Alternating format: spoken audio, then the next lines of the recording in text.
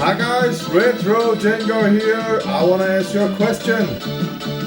Now, I love my Amiga 4000 setup, but I have just installed that CD-ROM drive there because I don't want to have a hole in the front.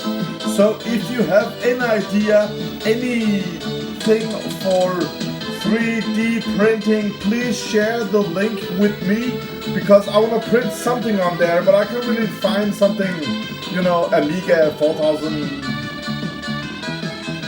like, you know. So if you have a great idea, please share it with me. I would love to remove that CD-ROM drive so the Amiga cabinet has some more place for some air inside, because the CD-ROM drive is just 1 centimeter is from the cooling holes, you know, so I hate having that in there. So please share it with us if you have a great idea, guys. Until next time, play some Amiga, bye!